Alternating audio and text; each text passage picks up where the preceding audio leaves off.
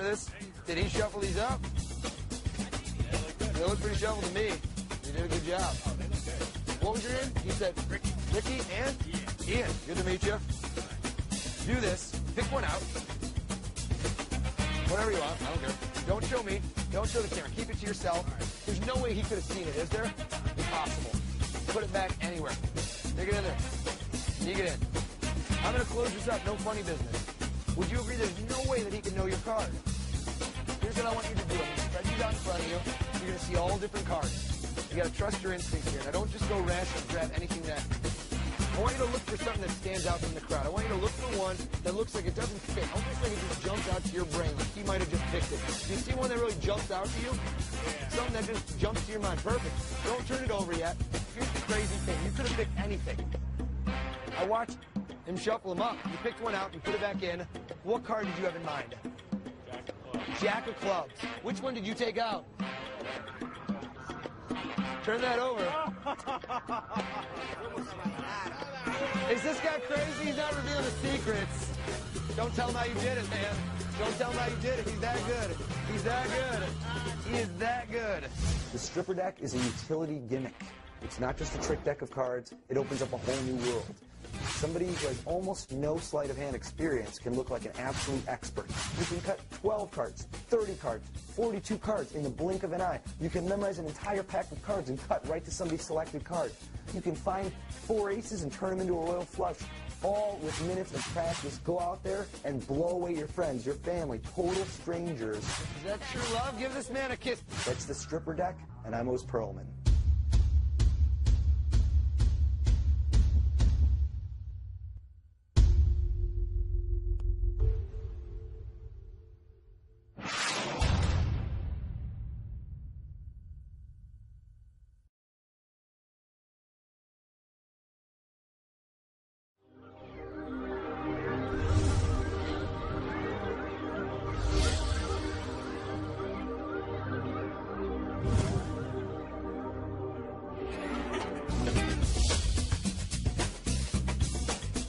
Hello, I'm Oz Perlman. Welcome to the Stripper Deck DVD. The Stripper Deck is a utility gimmick. It's not just a trick deck of cards. It opens up a whole new world. Somebody who has almost no sleight of hand experience can look like an absolute expert, can instantly cut to the 4 aces, can instantly find multiple selected cards, can reach in and cut 10 cards, 18 cards, whatever somebody tells them at a moment's notice, seem to memorize an entire pack of cards in the blink of an eye. You're going to learn how to do this and more during the DVD. Let's get started on the stripper deck.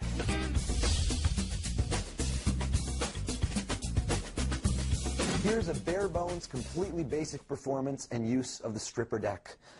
You have a spectator shuffle up the deck of cards. They give them a good mix. And you have them pick out a card. Let's say they pick out one. I won't look. The camera can look. I don't even want to know it for this case. That card is put back anywhere in the deck, spread out, put back in the middle. No fishy business, nothing. In fact, hand the deck to the spectator, let them shuffle it again. You honestly, as the performer, don't know what this card is right now. You have no idea, and they're shuffling, and you don't even know where the card is. But the moment they hand this deck back to you, almost like a professional, you take the deck and say, oh, your card, I have a feeling, is right about there, the 5 of hearts. And you can instantly produce and name their card at that moment, after they shuffled, before, after, during. That's the basic performance of the stripper deck.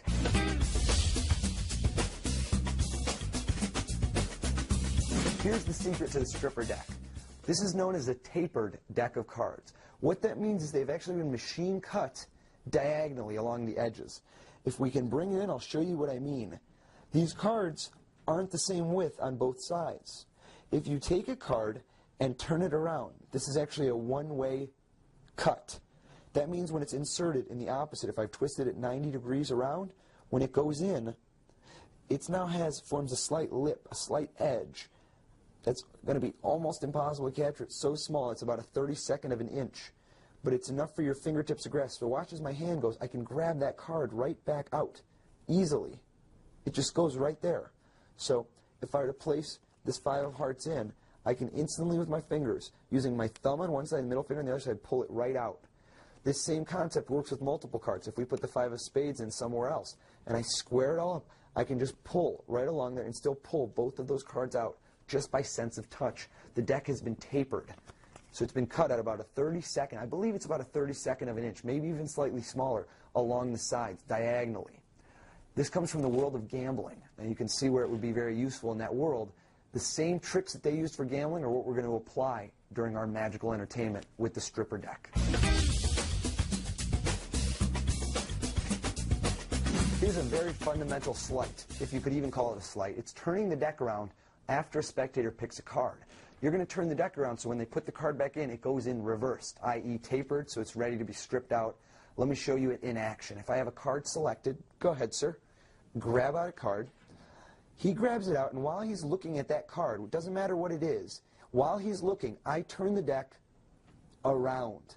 All I've done is spun it 90 degrees around so that after he's looked at the cards, at his card, I haven't put it back in, and that card is instantly tapered and ready to be stripped out.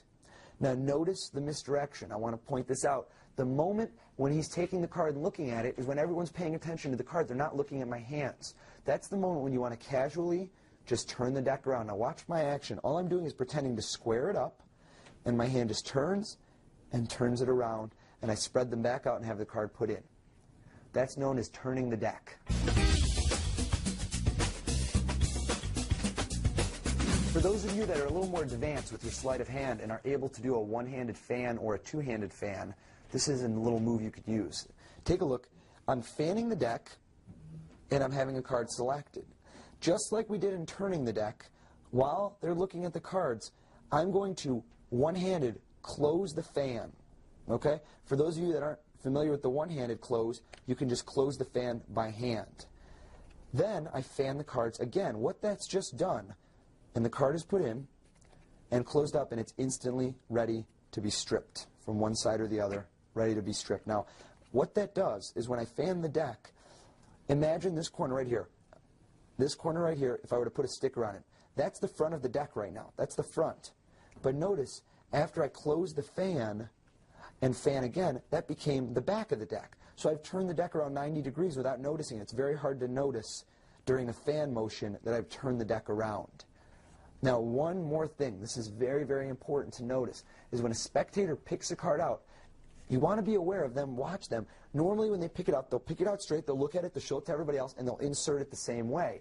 Very rarely you'll get somebody who in the course of looking at it or showing it to somebody else or switching hands will turn it. Did you see how I just turned it?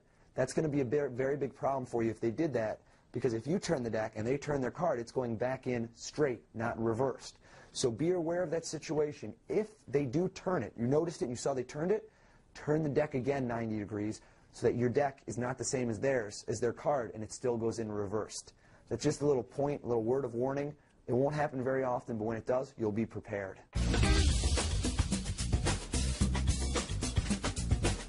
Here's a practice session for you. A quick recap of everything we just did briefly with the turning the deck, using a fan, using the standard turn of the deck, one-handed fan, two-handed fan. Let's go through it real quickly.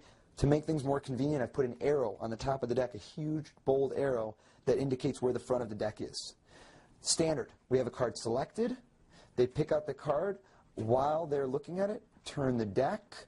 Notice how the arrow is pointing towards me, and they return the deck. They return the card into the deck, and it's been reversed. Next, for the fan, you spread the cards out. They pick one out. You close the deck up, either using a one-handed close or using a two-handed close, and you fan the deck again. Now notice, when you fan the deck again, how that arrow is pointing inwards. That means that that's now the back. So the card is reversed again. Close it up, ready to be stripped instantly. Lastly, for a one-handed fan, for those who are able to do one-handed fan, you spread the cards out. Look how this is pointing to the front. They select a card. You close it up against your hand, and this time you fan it the other way. So when it's put back in, look how the arrow is pointing towards me. The card is reversed, and you're able to instantly strip it out.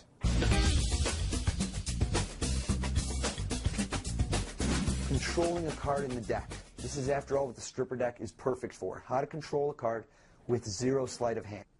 The key to doing that is first you're going to have the card reversed. Now from here on out, terminology, reversed is going to mean not turned upside down in the deck, but reversed in the one-way design. So I've had it reversed in the tapered deck. It's in the middle, but I can instantly grab that 9 of hearts back out. So the 9 of hearts goes in, but it's tapered, so I can feel where it is. Now, if I want to keep it tapered and reversed, if I want to keep it that way, what I'm going to do, instead of just stripping it out, is I could cut it to the bottom of the deck. The way to cut it to the bottom of the deck is using my thumb, riffling from the bottom up. Okay, starting from the bottom, I let my thumb go along, and I feel the 9. See that? I can instantly feel it. I'm not looking. Just by feel alone, I can feel that extra edge. And all I do is when I feel that card, I cut that block to the bottom. That moves that card to the bottom of the deck, the 9 of hearts. Likewise, if you want to cut it to the top of the deck, just reverse the actions. Watch what I mean. If the 9 of hearts that we have reversed is in the middle of the deck, I can turn the deck face up. And now the same exact thing that I did, identical. I feel along the edge, starting from the bottom, which is actually this other side, kind of like the top card. Starting from that area, near the bottom, closest to my hand, I riffle up, and I feel that card. I can feel it again. I cut the deck, and now that brings the 9 of hearts to the top of the pack. So that's either way that you can control a card without reversing it back. Now, what if you just want to plane out, take it out, put it on top, and reverse it? Very easy. Watch. The 9 of hearts is inserted into the deck, and I can feel it. I can just pull that card out, and I can lay it on top. Likewise, I could, if I wanted, simply pull it out and put it on the bottom. That's a little less stealth. It's a little more direct. The other method is when you pull it out, if you want to change it so it's no longer reversed, you can pull it out, turn your hand 90 degrees, and put it back. Or the same thing with the bottom. Pull it out and stick it on the bottom. It might look like you're just giving the deck a cut or moving the cards around. That's the method for controlling a single card. Controlling multiple cards. It's just the same as one card. We're going to step it up a notch. Now, of course, the 4 that everybody likes to control the best are those 4 aces. So let's learn using the 4 aces. We're going to insert the aces wherever we want in the deck, but we're going to reverse them. What I mean by reverse is stick them in opposite way. So I've just turned them end for end. So now they are reversed. So when they go into the pack, they're going to be going in the opposite way. They're tapered. 1, 2, 3, 4 aces, and the deck can even be shuffled up. I'm going to go into shuffling up the deck later, how to do it to maintain the deck in the right condition so they remain tapered. You don't mess the cards up. Now, if I want to control these aces, I can feel them instantly. I can just pull along the edges and strip them all right out, hence the stripper deck. So by far the simplest method for controlling those aces back to the top is simply to hold the cards at the front. Okay, so look, I'm holding at the front. That's how you're going to strip these out. Hold it at the front, strip from the back, and strip them out. So just so you can get a side view of what that's looking like, I'm pulling them out, and they're stripped. At this point, they've been stripped out. And notice how my fingers are along the front to make sure that these 2 edges are covered, and as I strip, only the 4 aces will come out. Now, as soon as you've pulled those aces out, you can drop them on top, slap them on top if you want. If you want, you could move them to the bottom, identically. As I pull out the aces, instead of slapping them on top, I throw them on the bottom. That's another way. Top, bottom, doesn't matter. You're able to strip those aces out. You could strip out 4 different selections, maybe 10 selections. It doesn't matter at all. And you've got them instantly controlled to whatever position you like, bottom or top. Controlling multiple cards. Shuffle time. Here's how you can shuffle and how you can ensure that spectators can shuffle the deck with cards turned around and still they remain in their stripped condition, ready to be controlled. The key important part about this is you remember that this is a one-way deck. What that means is anytime somebody turns cards around, you are in trouble unless you're controlling them, unless you're getting them to turn around a selection. So you want to be very aware of the fact that they're only shuffling certain ways. Here are the 2 easiest shuffles for them to do that won't destroy the nature of the deck. The first one is the overhand shuffle, which is usually the most common shuffle that people use anyways, so it's great. Because notice the cards aren't being turned around. Never is somebody turning cards around, they're just shuffling. Something to be very aware of, though, is spectator management. When you're picking people that are going to shuffle, be aware that it's somebody who knows how to handle a deck of cards. Be aware that this person is sober and of, straight mind and character, that they're not trying to mess you up on purpose. They're not going to accidentally drop cards on the floor, or else that creates a situation. So possibly ask, Does anybody here play cards? Oh, do you know how to shuffle the cards pretty well? And do this gesture when you do the shuffling. Say, do you know how to shuffle the cards pretty well? And they'll say yes. I go, go ahead. You know what? Give them a little shuffle like this. That's great. And you can gesture for them to shuffle that way. That way you know they'll shuffle that way. Another one, other than the overhand, especially more popular overseas, is the Hindu shuffle. You see some people using it nowadays, but it's not as common. Here's the Hindu shuffle. You can do this yourself, but you won't find too many spectators that do this shuffle. It's not that common. What you're doing is you're holding the cards from above with a palm down right hand, thumb on this side, middle finger on this side, forefinger curled along the top. Your left hand is pulling piles off the top and dropping them into your hand. This is not changing the cards either. Notice none of the cards are being turned around. They stay in their normal tapered condition. Last but not least is the riffle shuffle. This is the one that people could sometimes do incorrectly and create a big problem for you. Let me show you the right way, followed by the wrong way. Here's the right way to do a riffle shuffle. I break the halves apart. Notice how the two halves remained in the same direction. Nothing got turned. There was no turning of anything. My wrist did not turn anything. I took half, I shuffled them together, and it doesn't matter if they do a bridge or if they don't do a bridge. If they just push them together, it doesn't change anything. The cards remain going into each other. Now here's where you're going to encounter a problem, is if you see somebody turning the decks, okay? When they split them, they're not splitting them by riffling, they're twisting. That is a very big problem. This is a major no-no. If somebody's about to shuffle like this, that is going to be a very big problem. You want to be aware of that before it happens. You don't want to catch it afterwards. You can in certain instances, but it will destroy a setup. If they do that shuffle, let me show you real quick. If it does happen, you're not in too big of trouble, because after they've done that shuffle, because it is a stripper deck, and I'm going to teach you later when I say stripping large blocks of cards, you can strip the cards out, and I've just fixed the deck instantly. Now that doesn't matter most of the time, but if you're doing this in the middle of a trick and their selected card is the only one turned around and they do that shuffle, well then you're going to lose track of it. So it's very important that when you're having people shuffle the deck and you don't want them to mess up the stack, you never let them twist their wrists before doing a riffle shuffle. That's the one caveat. And those are the proper ways and the wrong ways to shuffle a stripper deck. We all wish that we could cut to the aces. Somebody shuffles the deck, we deal out some poker, we cut right where we want, bam, we get those aces, we win every time at poker. It's a dream that's become a reality. I'm going to perform it for you first, then I'm going to teach you, then you're going to be doing it within minutes. Are you ready? You have a deck, real deck, all different. Let the spectator shuffle it up. Give it to them, let them shuffle it up, tell them to go to town, shuffle it, give it a cut, do whatever they want to do, give it a good, solid mix. Once they're ready, they feel like they've given it a good shuffle, you take that deck back from them and you tell them that you're a pro, that you've studied the art of touch and you're going to cut to great cards every time. Watch, here's the first one. Boom! Ooh, a 10. It doesn't look as good. Maybe I'm mistaken. Maybe a 4. Huh. Maybe a 3. Again, a 3. Well, that's not bad for poker. Maybe a pair. Okay, give me one last shot. A 7. Okay. Now, you know what? Looks can be deceiving. I've got to tell you the truth because you shuffled these and it seems like I didn't do too well. But I don't want to give away my poker skills too early. Take a look. Because these cards don't matter. The cards that matter are these 4 aces. That's the cutting to the 4 aces. Now let me show you another way to do this trick as well. Same exact drill. The deck has been shuffled up by the spectators. They're mixing them up to their heart's content. Exact same as before. This time you take the pack of cards, ready from them, and you just give it quick cuts in succession. 1, 2, 3, 4. You say, these cards don't matter to me. It's these 4 piles because there's 1, 2, 3, 4 aces. Now let me teach them to you. Both of these routines rely on the variation of a tapered card. The aces are placed in reversed so that they're instantly strippable or cuttable.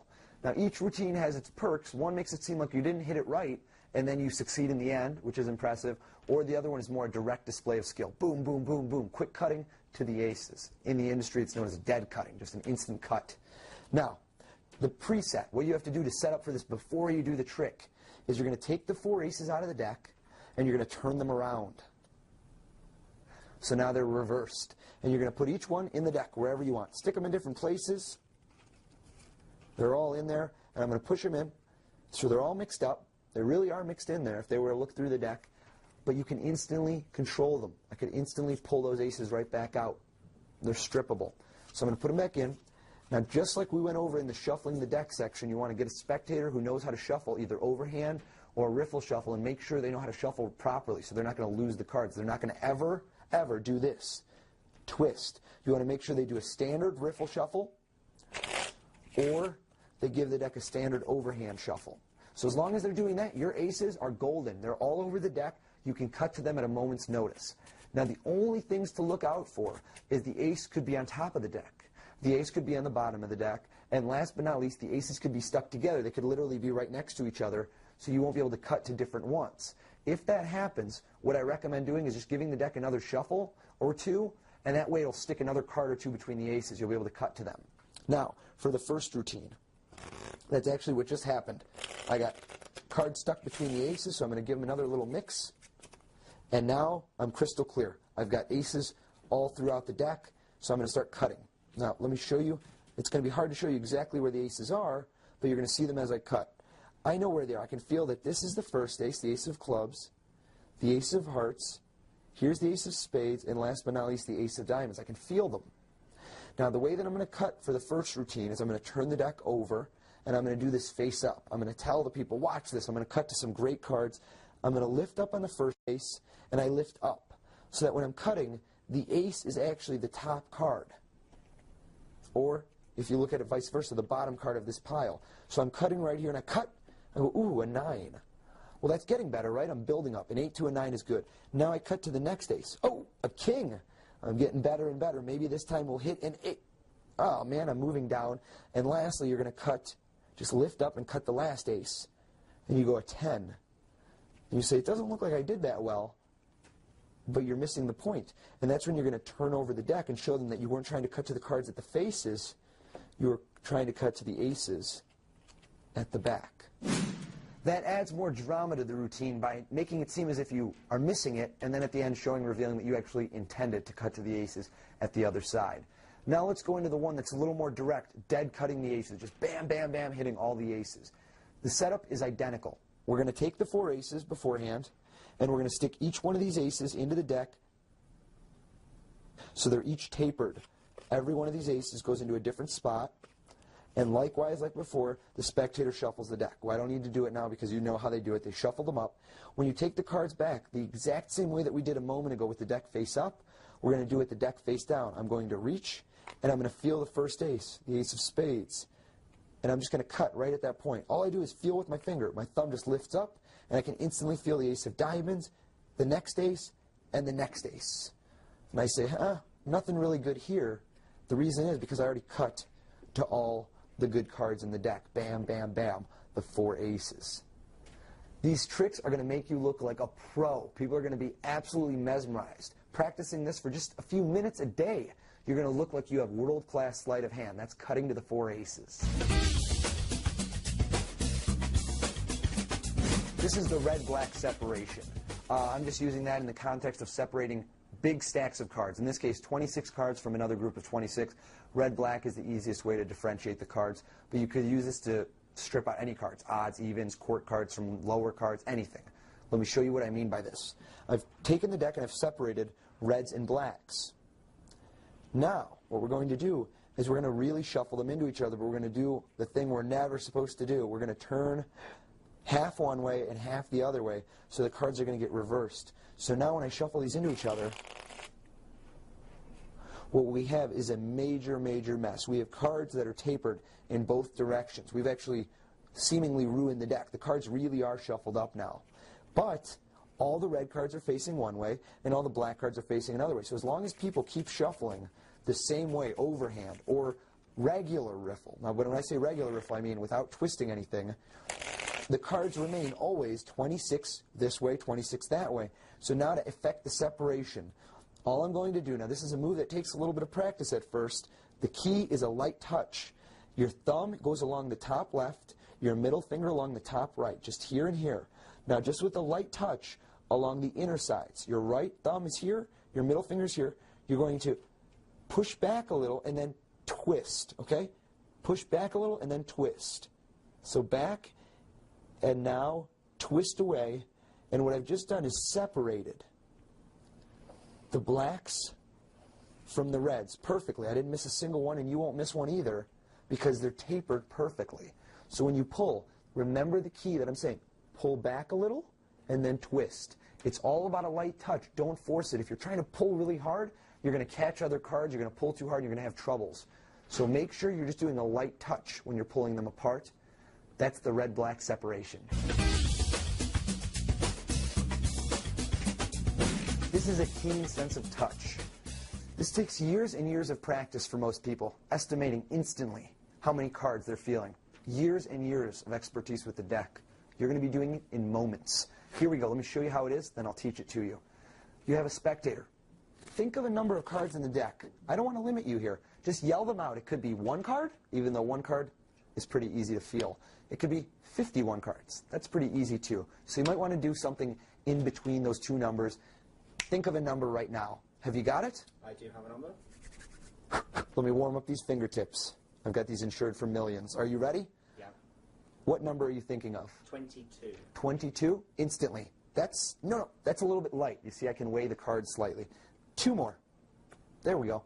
Let's count these. 1, 2, 3, 4, 5, 6, 7, 8, 9, 10, 11, 12, 13, 14, 15, 16, 17, 18, 19, 20, 21, 22. That's a keen sense of touch, but wait, there's more. Not only are my fingers adept, I've trained my mind as well. I'm able to actually memorize a pack of cards in just moments. I want you to see what I mean by this. Let's do this. Grab out a card. First, let's give them just a quick shuffle. And reach in and grab out a card. Have you got one? Remember it and put it back anywhere you'd like. In fact, you'd be more than welcome to shuffle. Anybody could shuffle these cards up as much as they want. Would you like to? Please do. Shuffle them up freely. Fantastic. And even a cut. Are you ready? Here it is. I'm going to instantly memorize this pack of cards. Watch. This takes a while. Deep breath. Get the oxygen flowing. Now. Got it. Let me prove it to you, because I wouldn't believe it myself.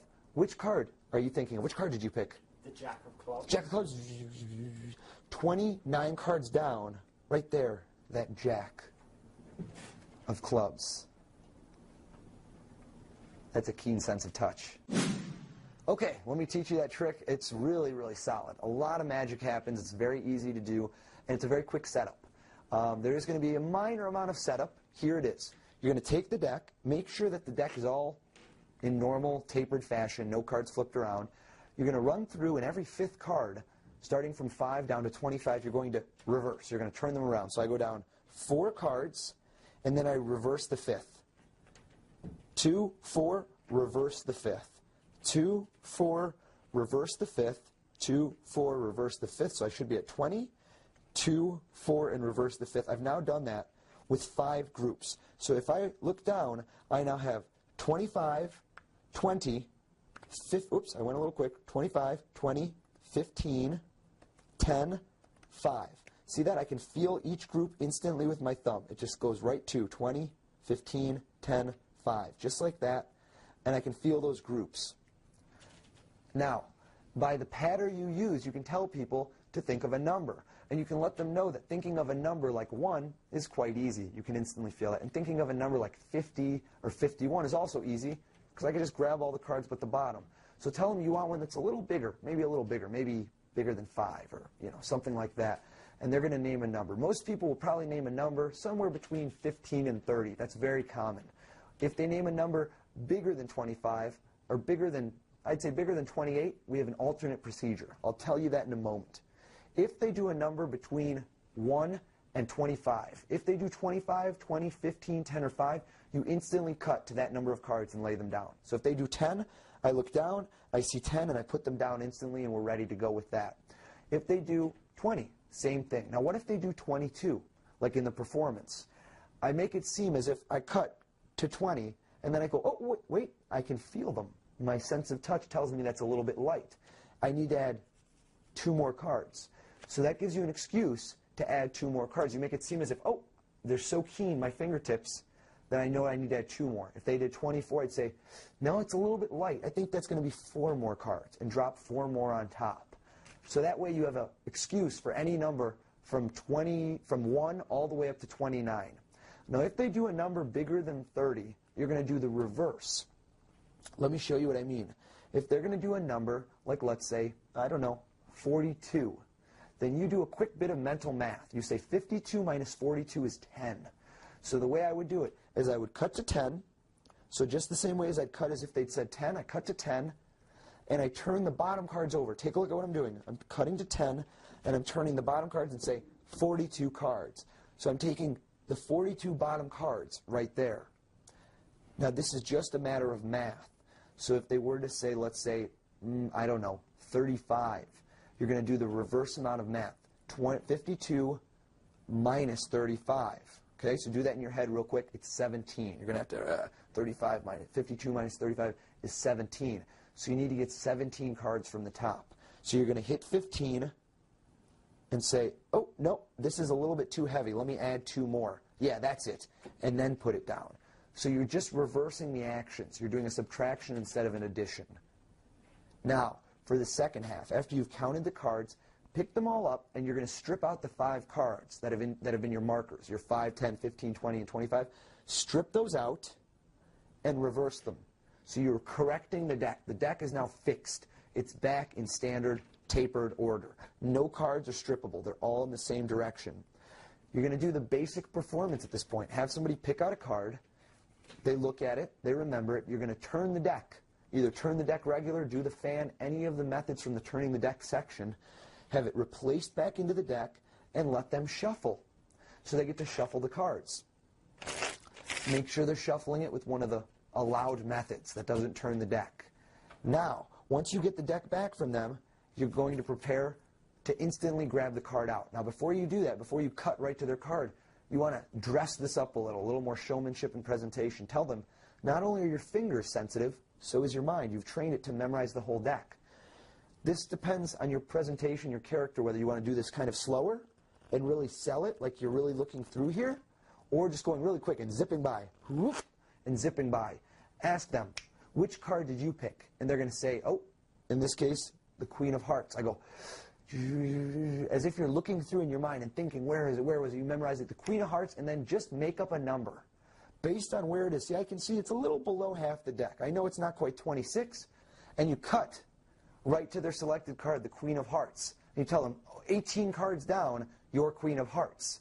Now, the number you're making up is completely arbitrary. It's just a guesstimate, just based on approximately where it is when you look down. If it's a little less than half, say 20. If it's closer to the top, say 10. Just make up a number. No one's going to get a chance to count this anyway, because as soon as you do this, they're going to react and go, oh, wow.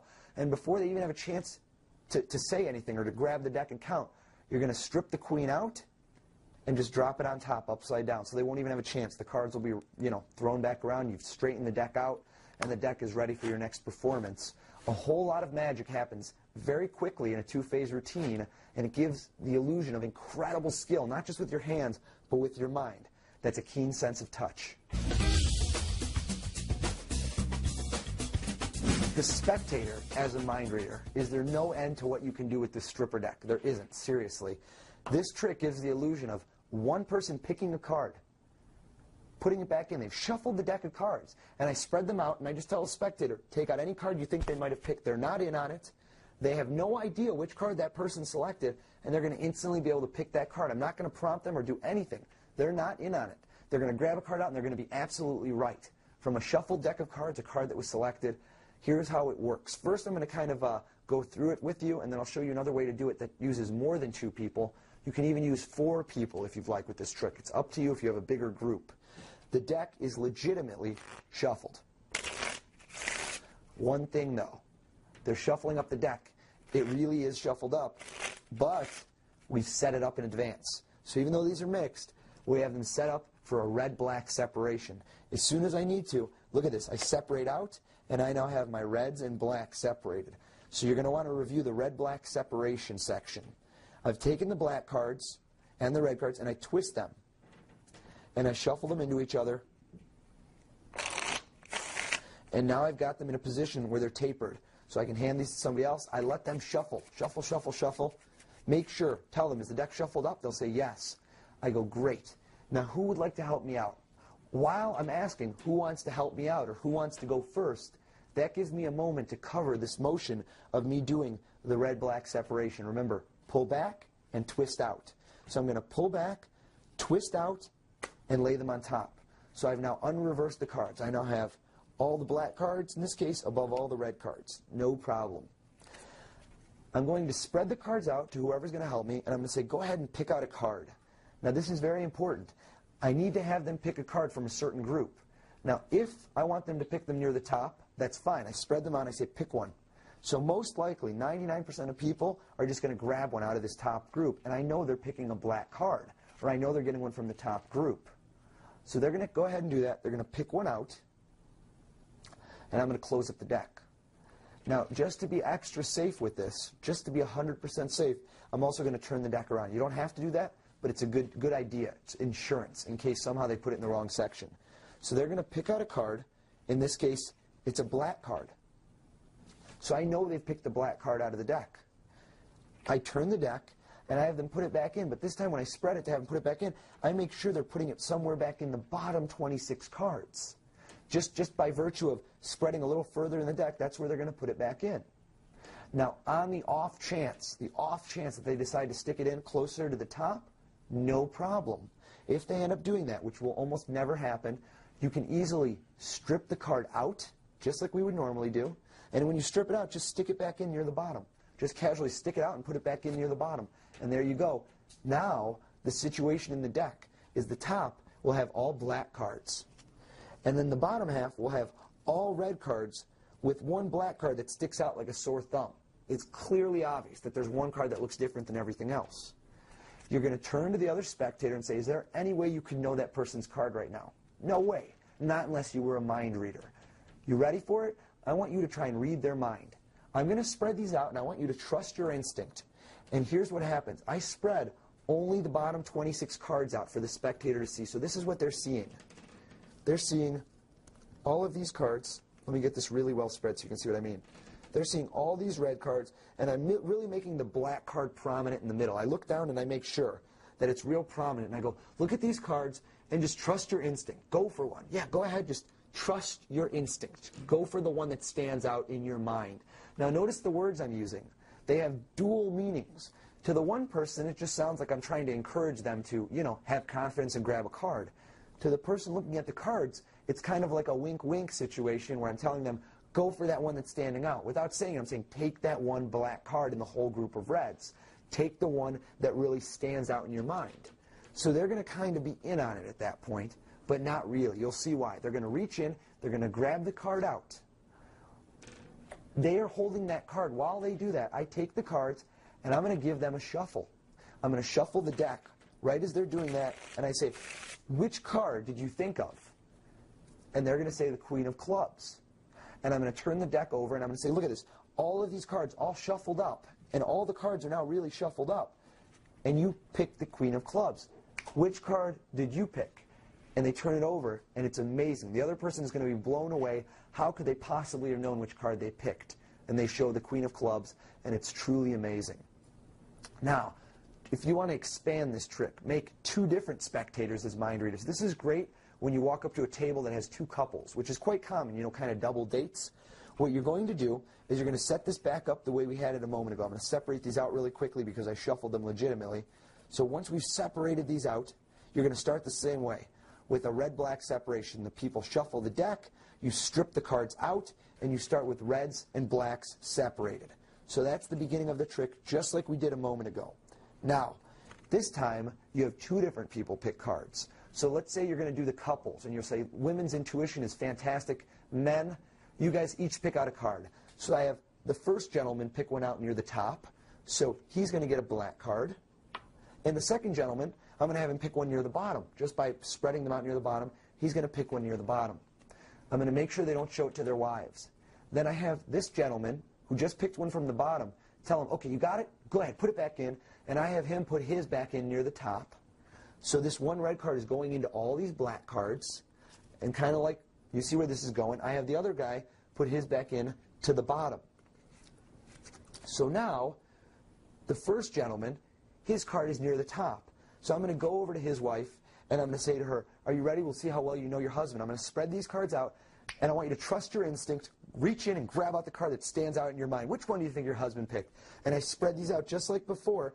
And look at this. I spread them out so she can clearly see that this 7 of diamonds is the one card that stands out like a complete sore thumb. She's going to pick this one out. No doubt about it. I go, great. And then I turn to the other lady and I do the same thing with the bottom stack. All of these red cards. And she's going to pick out, in this case, kind of weird, that 7 of spades. And imagine the look on the husband's faces when, bam, they reveal that their wives got both of their cards. It's a great, great trick. A lot of entertainment potential. You can do this with 2 people, 4 people. Real showstopper. Spectator as the mind reader. Here's the classic duel, the gambler versus the magician. Start off with a pack of cards. 2 separate spectators can shuffle. I'll be one of the spectators just for consistency, just to make this quick. Take about half the deck. Cut about half. Yeah, cut it in half. And grab a half. Perfect. Normally, 2 separate spectators would be shuffling this, shuffling it as much as they wanted. Shuffle, shuffle, shuffle to your heart's content. Is that good? Very happy in my heart's content. Perfect. Let's lay these down. These would both be shuffled up. From these shuffled decks of cards, this is the gambler versus the magician. Well, the magician would take these cards and just instantly, almost as if by pure magic, reveal those 4 aces, just like that. Unbelievable. Now, but wait, it gets better, it gets better, it gets better. These 4 aces that you see, some people have favorites. In fact, my favorite happens to be the ace of spades, but my favorite thing of all is the fact that I just pulled out the best hand in all of poker. Isn't that right? And the gambler told me, that's not the best hand of cards. Those 4 aces aren't the best. And I go, oh, what a wise guy. That's okay, though, because I'll take those aces, blow on them, and turn them into the perfect royal flush. And the magician always wins. Here's the explanation for the gambler versus the magician. You're going to be using your stripper deck, of course. You're going to need to set up a few things before we get started. You're going to take out the 4 aces and the 4, whatever suits you like the best. Traditionally, the 10, Jack, and Queen of Spades and King of Spades are the best because the spades is so, prevalent with the big spade in the middle. So I've taken out the 10, Jack, Queen, King of Spades, and I have the 4 aces. I'm going to take the 4 aces, I'm going to reverse them, twist them 90 degrees, and stick them maybe 5 to 10 cards down from the top, reversed. They can be as a group. It's okay. You're going to take the 10, Jack, Queen, and King of Spades. You're going to reverse them and stick them about 5 or 10 cards from the bottom. And now you're going to put the deck down and have the spectators cut it in half. Now, as long as they cut it within, 5 or 6 cards of in half, there's no way they're ever going to mix the aces with the 10, Jack, Queen, King. So they're in 2 different groups. That's why you're putting them together in such different places in the deck. So have them cut it in half and tell each person to take and shuffle the deck. Of course, make sure they're shuffling it the way we've discussed in the past so that they're shuffling it legitimately. They're not reversing cards. They are never twisting. I want to instill this in you so you know never twisting the deck, just overhand shuffles and riffle shuffles. So each person shuffles this deck, their own pile. That's going to distribute the aces in one pile, and it's going to distribute the 10, Jack, Queen, King in the other pile. Now, you just want to remember which one's which when you're doing this. So you want to remember who had the aces and who had the 10, Jack, Queen, King. It's usually pretty easy to remember. Just remember one, and the other one is there by process of elimination. So you'll know, I know that this was the bottom, so this has the 10, Jack, Queen, King, and I know, oh, there we go. We can feel them right there. And over here I know that I have the aces ready to go. So once this is done, I'll pick up one of the piles, and I'll know this is the bottom, the 10, Jack, Queen, King, and I'll know that over here I have the aces.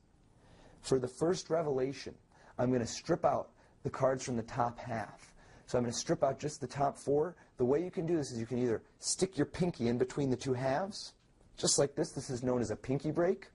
Or when you look down, just put this half on top of the other one, but leave it a little bit edged back so it's not quite flush, okay? This is known as an in-jog. So it's just a little bit not quite the same as the other one.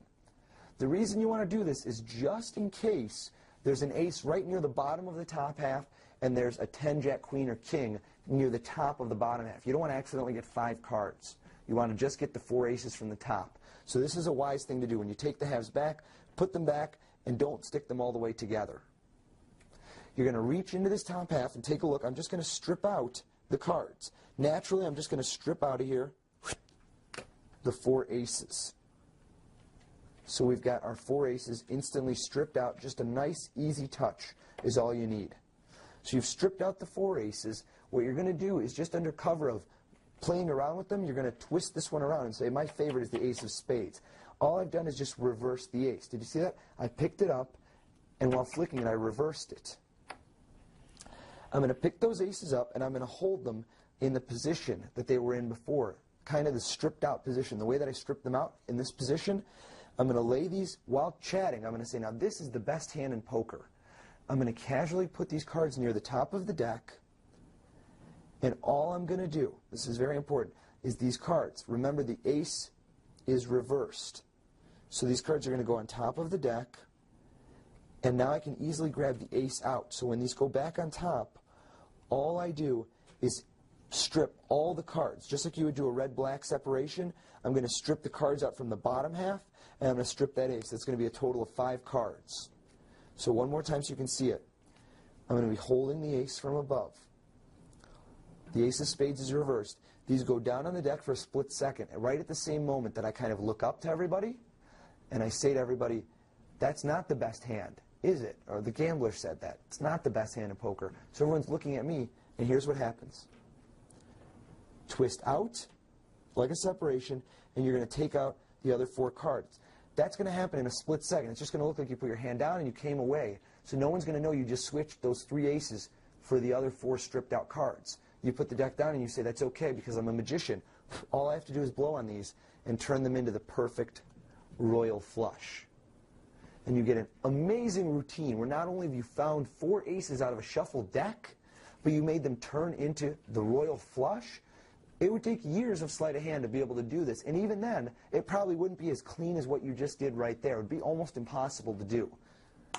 That's the gambler versus magician. The stripper deck.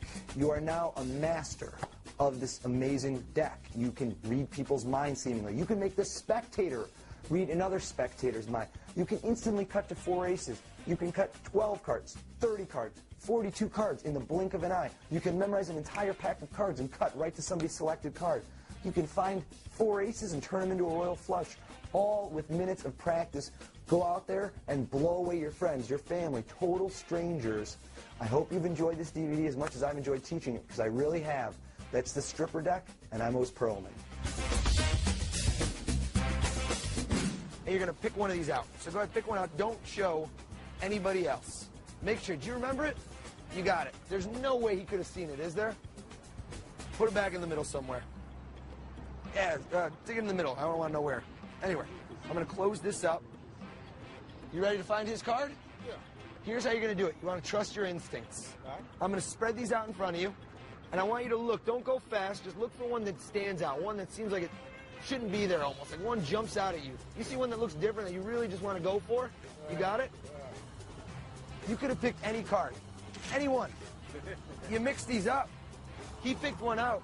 What card did you pick? What was it? Show him. What did you take?